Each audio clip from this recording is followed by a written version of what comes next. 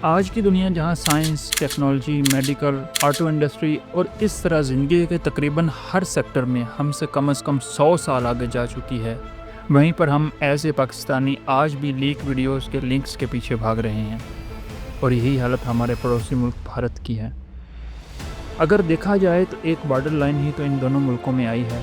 غربت، بھوک اور افلاس وہاں بھی اسی طرح ہے جہاں کہ پاکستان میں۔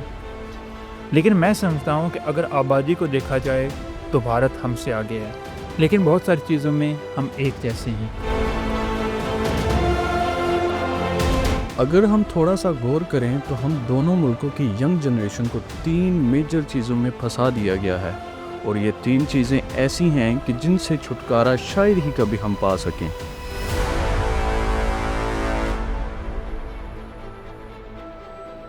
اگر ہسٹری کو دیکھا جائے تو پاکستان اور بھارت کے لوگوں میں سیاست کو لے کر ایک اچھا خاصا جنون پایا جاتا ہے۔ یہ جنون اس حد تک ہے کہ اپنی پارٹی کو لے کر کسی بات پر بحث کے دوران ہم اپنی ماں، باپ، بہن، بھائی، یہاں تک کہ اپنی جگری دوستوں تک سے ٹکرا جاتے ہیں، اور بعض اوقات یہ معاملات اتنی شدت اختیار کر جاتے ہیں کہ کسی پیارے کے قتل تک پہنچ جاتے ہیں۔ ہم میں سے ہر کوئی ذاتی طور پر یہ سمجھتا ہے کہ یہ الیکشن ہم خود لڑ رہے ہیں، اور اسی الیکشن پر ہمارا فیوچر ڈیپینڈ کرتا ہے۔ ایک ایم پی اے، ایم این اے یا پرائم منسٹر تک کو بھی اپنے سپورٹرز کا نام تک نہیں پتہ ہوتا، اور انہی لوگوں کو کرسی پر بٹھانے کے لیے ہم کون سی ایسی حد ہے جو پار نہیں کر جاتے؟ کہ ہم نے کبھی اس بات پر غور نہیں کیا کہ الیکشن جیتنے کے بعد یہ لوگ ہمارے کتنے کام آتے ہیں۔ حقیقت تو یہ ہے کہ ہم اپنے نفس کی خواہش اور اپنی ضد کو فالو کر رہے ہوتے ہیں، اور اس ضد اور ذاتی انا میں ہم صحیح اور غلط کی پہچان تک کو بھول جاتے ہیں۔ ہم اپنی پارٹی کے ہر غلط کام کو چھپانے کے لیے ہزاروں وجوہات تو پیش کر سکتے ہیں، لیکن ہم کسی دوسری پارٹی کے صحیح کام کو دیکھتے ہوئے بھی اس کو غلط ثابت کرنے کے لیے کسی بھی حد تک جا سکتے ہیں۔ معزز سامعین کرام، اگر ہم اپنی ذاتی انا سے نکل کر صرف اپنے ملک کے مفاد کا سوچیں تو ہم اپنی پارٹی کے غلط کام پر بھی سوال اٹھائیں، لیکن ہم یہ صرف اس لیے نہیں کر پاتے کیونکہ ہم نے اس بات کو اپنی ذاتی عزت اور بےعزتی کا سوال بنا لیا ہوتا ہے۔ اس سیکٹر میں بھی اگر ہم کافی محتاط رہ کر پچھلے 20 سال کا جائزہ لیں تو ہماری ایجوکیشن سسٹم میں جو سلیبس پڑھایا جا رہا ہے وہ تقریباً 50 سال پرانا ہے۔ ہمارے دونوں ملکوں کے اسٹوڈنٹس عام طور پر یہ کہتے ہوئے ملتے ہیں کہ اسٹوڈنٹس میں بڑی پاور ہوتی ہے، وہ کچھ بھی کروا سکتے ہیں اور کچھ بھی کر سکتے ہیں، اور یہ بات حقیقت بھی ہے، لیکن یہاں پر مسئلہ یہ ہے کہ یہ اسٹوڈنٹس ہمیشہ نیگیٹو چیزوں کو لے کر جھگڑنے، روڈز بلاک کرنے اور توڑ پھوڑ کرنے کے لیے جانے جاتے ہیں۔ ان اسٹوڈنٹس نے کبھی اپنے ایجوکیشن سسٹم کو للکارنے کی جرات نہیں کی ہے۔ انہوں نے کبھی یہ سوچنے کی زحمت نہیں کی کہ ہمارے تعلیمی نصاب اتنا زیادہ پرانا ہو چکا ہے کہ اسے کوئی بھی ویسٹرن کنٹری ماننے کے لیے تیار ہی نہیں ہے۔ پاکستان، انڈیا اور بنگلہ دیش وہ کنٹریز ہیں کہ جہاں کی زیادہ تر عوام کو کسی بھی دوسرے ملک میں صرف محنت، مزدوری اور اس طرح کے دوسرے چھوٹے موٹے کام ہی دیے جاتے ہیں۔ اگر ان تینوں ملکوں میں اسکول، کالج اور یونیورسٹیز اچھی ہیں بھی تو وہ ایک عام انسان کی پہنچ سے بہت زیادہ دور ہیں۔ ہمارے اسٹوڈنٹس نے اس ایجوکیشن سسٹم پر کبھی سوال اٹھانے کی زحمت ہی نہیں کی ہے۔ ہماری یونیورسٹی سے پاس آؤٹ ہوئے کمپیوٹر گریجویٹس کو کمپیوٹر پارٹس کا نام تک نہیں آتا۔ اگر آپ ان کے سامنے کمپیوٹر کھول کر رکھ دیں اور ان سے کہیں کہ اس سے جوڑو تو انہیں یہ تک پتہ نہیں ہوگا کہ کون سی کیبل کہاں پر کنیکٹ ہونی ہے، یا ایون کہ کمپیوٹر کی ونڈوز انسٹال کرنے تک کا انہیں پتہ نہیں ہوتا، جہاں دوسرے ترقی یافتہ ممالک میں یہ ساری چیزیں اور اس سے بھی کہیں زیادہ ایک 4th اور 5th گریڈ کے بچے کو سکھا دی جاتی ہیں۔ ہمارے ایک اسٹوڈنٹ کو اپنے 20 قیمتی سال اپنی پڑھائی پر ضائع کرنے کے بعد پریکٹیکل فیلڈ میں آ کر پتہ چلتا ہے کہ جو کلاس میں اور بکس میں پڑھایا جاتا رہا ہے، پریکٹیکل فیلڈ اس سے بالکل ڈیفرنٹ ہے۔ یہاں ایسا کچھ بھی نہیں ہے۔ زندگی کے 20-25 سال ایسی ایجوکیشن پر ویسٹ کر دی جاتے ہیں جن کا پریکٹیکل فیلڈ سے دور دور تک کوئی تعلق نہیں ہوتا۔ ہر ایک اسٹوڈنٹ کو زیرو سے پھر سے سٹارٹ کرنا پڑتا ہے۔ کسی کمپنی میں 2 سال انٹرنشپ کرو اور پھر بھی جاب ملنے کی کوئی گارنٹی نہیں ہوتی۔ اس وقت تک انسان کی ایج 30 سے 35 سال بھی کراس کر چکی ہوتی ہے۔ کسی کالج یا یونیورسٹی سے پاس آؤٹ ہوئے 100 اسٹوڈنٹس میں سے 10 کی کہیں جاب لگ بھی جاتی ہے تو باقی 90 اسٹوڈنٹس کی زندگی اور ان کے لگے ہوئے پیسے اور قیمتی وقت کا کون ذمہ دار ہوگا؟ ہم اسکول سے کالج اور کالج سے یونیورسٹی تک ایک ریس میں دوڑ رہے ہیں، اور یہ ریس گریڈز کی ہے۔ جو جتنا اچھا گریڈ لے کر آئے گا وہ اتنا ہی زیادہ قابل سمجھا جائے گا۔ یہاں پر عامر خان کی مووی 3 ایڈیٹس یاد آ جاتی ہے، جو ہر اسٹوڈنٹ کے لیے ایک مثالی مووی تھی، لیکن اس مووی کو ہم سب جسٹ اپنی انٹرٹینمنٹ کے لیے دیکھا اور بعد میں بھلا دیا۔ ہمارے کلاس روم پریکٹیکل ورک سے بہت زیادہ دور ہیں۔ رٹا اور گریڈ سسٹم کے چکر میں پھنس چکے ہیں ہم۔ اب دنیا کے امیر ترین اور کامیاب ترین بندوں کی لسٹ نکالو، اس میں سے زیادہ تر آپ کو نارمل تعلیم والے ملیں گے، اور کچھ میٹرک، مڈل اور کچھ تو بالکل انگوٹھا چھاپ ملیں گے آپ کو۔ ان لوگوں کی مثالیں آپ کو سیاست میں ضرور مل جائیں گی۔ اگر آپ میں سے کچھ لوگ کہتے ہیں کہ ہمارا تعلیمی نظام اچھا ہے تو مجھے یہ بتائیں کہ ہمارے پاس کوئی ایک بھی ایسا پلیٹ فارم یا کوئی ایک بھی ایسی ایپلیکیشن موجود ہے جو انٹرنیشنلی ریکوگنائز ہو، like YouTube, WhatsApp, Facebook, Twitter, یا اور کوئی ایپ جو اس لیول کی ہو کہ جس کو ہم یہ کہہ سکیں کہ یہ 10 سال کے بعد یوٹیوب یا فیس بک کو ٹکر دے سکے گی؟ ہمارا ٹوٹل فوکس بے حیائی، لیکڈ ویڈیوز کے لنکس تلاش کرنے پر، سیاست پر گفتگو کرنے پر اور دوسروں کو تنقید کا نشانہ بنانے پر صرف ہو رہی ہے۔ کیا ہم میں سے کسی نے کبھی یہ سوچنے کی زحمت کی ہے کہ ہم اپنی طرف سے اپنے ملک کو ایک بہتر ملک بنانے کے لیے کیا کر رہے ہیں؟ ہمارے ہاں اسکول، کالج، یونیورسٹیز اب ایک پکنک پوائنٹ سے زیادہ اور کچھ نہیں کہ جہاں ہم ہلا گلا کرتے ہیں، موج مستی کرتے ہیں اور ٹک ٹاک بناتے ہیں اور بس پھر گھر۔ اور رزلٹس کے قریب آنے کی فکر میں بہت سی لڑکیاں اپنے ہی ٹیچر کے بستر تک جا پہنچتی ہیں، ایک ٹیچر جس کو روحانی باپ کا درجہ دیا جاتا ہے۔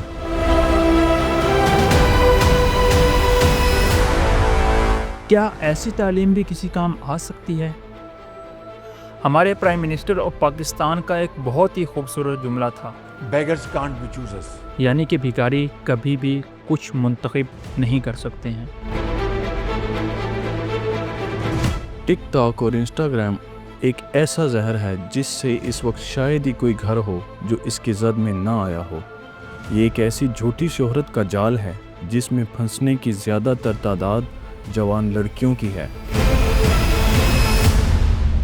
اپنے ارد گرد ہونے والے ہزاروں حادثات کو دیکھنے کے بعد بھی ہم سوچتے ہیں کہ یہ حادثہ صرف اسی کے ساتھ ہوا ہے، ہمارے ساتھ نہیں ہو سکتا۔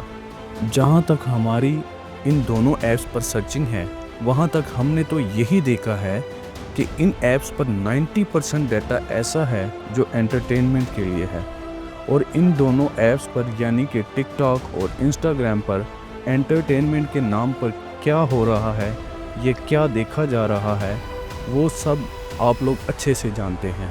ڈانس کے نام پر مجرا اور پرینک کے نام پر بدتمیزی۔ بہت سے لوگ کیمراز اپنے بیڈ روم تک لے کر جا چکے ہیں۔ ان کے بس میں ہو تو یہ سب کچھ جو کرتے ہیں اس ایک ایک لمحے کی ویڈیو اپنے فالوورز کو دکھائیں۔ ان میں سے اکثر تو ایسا کرنا بھی چاہتے ہیں، لیکن ان ایپس کی کچھ لمیٹیشن کی وجہ سے وہ کر نہیں پاتے۔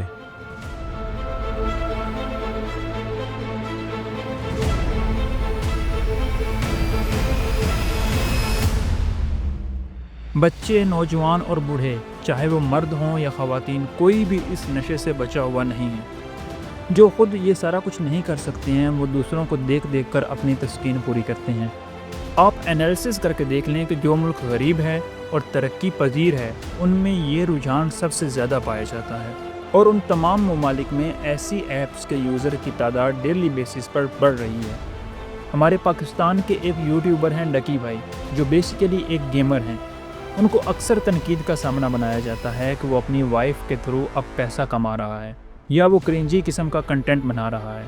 اس وقت کرنٹلی ان کے 8.2 ملین سبسکرائبر ہیں اور ہو سکتا ہے کہ میری یہ ویڈیو پوسٹ کرنے تک ان کے یہ سبسکرائبر بڑھ چکے ہوں، یعنی کہ 80,20,000 لوگوں نے ان کو سبسکرائب کر رکھا ہے۔ مجھے یہاں ایک بات بالکل سمجھ نہیں آتی کہ اگر اس کا کنٹینٹ صحیح نہیں ہے تو یہ 80,20,000 لوگ کون ہیں جنہوں نے اس کا چینل سبسکرائب کیا ہوا ہے؟ اور دوسرا یہ کہ مثال کے طور پر مجھے اگر اس بندے کا کنٹینٹ پسند نہیں ہے تو میں نہ اس کا چینل سبسکرائب کروں گا اور نہ ہی اس کی ویڈیوز کو دیکھوں گا۔ ان 80,20,000 لوگوں میں سے کچھ لوگ ایسے بھی ہیں جنہوں نے صرف اس لیے چینل سبسکرائب کیا ہوگا تاکہ اس کی جو بھی ویڈیو آئے میں اس پر تبصرہ پیش کر سکوں۔ ان عقل کے اندھوں کو یہ اندازہ نہیں ہے کہ جب تم اس کی ویڈیو پر کلک کرتے ہو تو اس کو ایک ویو مل جاتا ہے، اس کی 15 منٹ کی یا 20 منٹ کی ویڈیو دیکھتے ہو بڑے سکون سے، تاکہ کوئی ایسی چیز رہ نہ جائے کہ جس پر تبصرہ نہ کر سکوں۔ مزید یہ کہ اس کی بیگم کو بھی اچھے سے A to Z تاڑ سکوں اور پھر بعد میں اس سے کلے نکال سکوں۔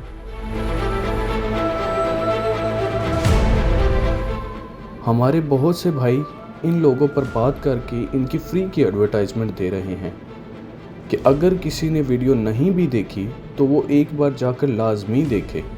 ان یوٹیوبرز کو اس پبلک کی وجہ سے واچ ٹائم مل رہا ہے اور اس پبلک کو تھر کی تسکین۔ نظام تو دونوں طرف اچھا ہی چل رہا ہے۔ یہی سارا سین ٹک ٹاک پر بھی ہو رہا ہے۔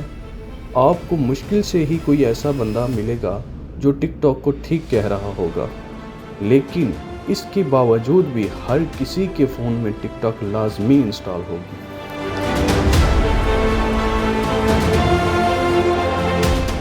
ہمیں اس بات کی ہرگز سمجھ نہیں آتی کہ اگر کوئی بیڈ کنٹینٹ بنا رہا ہے تو اس کی ویڈیو دیکھنے کا ہی کیا مطلب ہے؟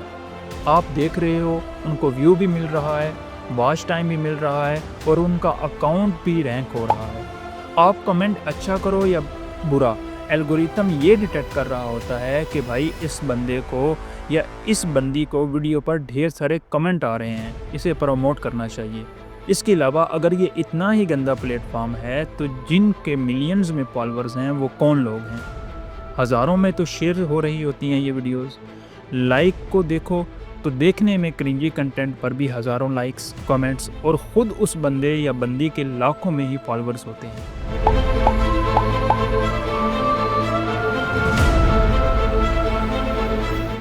ناظرین، جھوٹے فیم کے چکر میں کوئی نالی میں گر رہا ہے، کوئی شلوار پیچھے سے پھاڑ کے پھر رہا ہے، کسی نے اپنے ہی فیس پر کالک ملی ہوئی ہے، کوئی اپنی پیاری امی جان کے دوپٹے کے بنا جس میں فرنٹ صاف نظر آ رہا ہو وہ ویڈیو بنا رہا ہے یا بنا رہی ہے، کوئی اپنی بہن کی ڈانس کی ویڈیو بنا رہا ہے، کوئی اپنی بیگم کے لیے سرپرائز لے کر آیا ہے تو آگے سے اس کی بیگم روٹھی ہوئی ہے۔ کیا یہ سارا کچھ سچ میں ایک ریزنیبل کنٹینٹ ہے؟ اور اگر یہ ایک ریزنیبل کنٹینٹ نہیں ہے تو اس پر اتنے زیادہ ویوز کیسے آ جاتے ہیں؟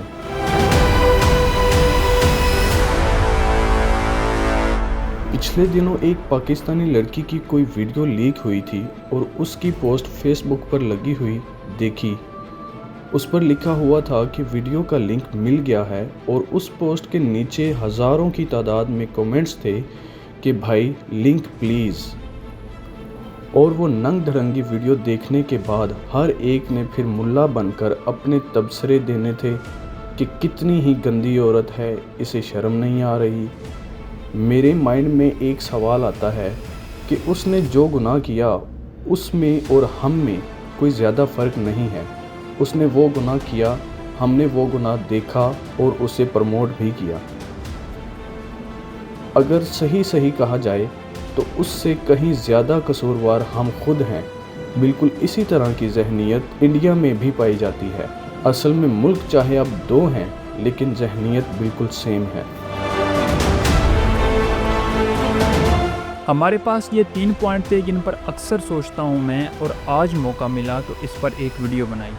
ہمیں ضرورت ہے مائنڈ گروتھ کی، ہمیں ضرورت ہے ایز اے نیشن آگے بڑھنے کی، ہمیں ضرورت ہے اپنی آنے والی نسلوں کے مستقبل کو پروٹیکٹ کرنے کی، ہمیں ضرورت ہے کہ ایک ایسی سوچ کی کہ جس کے بارے میں علامہ اقبال نے ہمیں بتایا تھا، ہمیں ضرورت ہے ایک سچے مقصد کی۔ اگر آپ ابھی تک میری یہ ویڈیو دیکھ رہے ہیں تو اس کا مطلب ہے کہ چینج آ سکتا ہے، ہر چیز کو بدلا جا سکتا ہے، سوال بھی اٹھایا جا سکتا ہے، خراب چیزوں کو ٹھیک بھی کیا جا سکتا ہے۔ جہاد سب سے پہلے اپنی ذات سے شروع ہوتا ہے، اپنے نفس کے خلاف۔ اگر آج ایک شخص اپنے گھر کو اس سارے شیطانی کھیل سے دور رکھنے میں کامیاب ہو گیا تو کل 10 گھر بدلیں گے، پھر 20، پھر 30، اور ایسے کرتے کرتے وقت تو لگے گا، مگر وقت کے اس پار ایک ایسی نیشن بن کر ابھریں گی جو سچ میں اپنے اخلاق، اپنے کردار اور اپنی صفات میں ایک مثالی نیشن ہوگی۔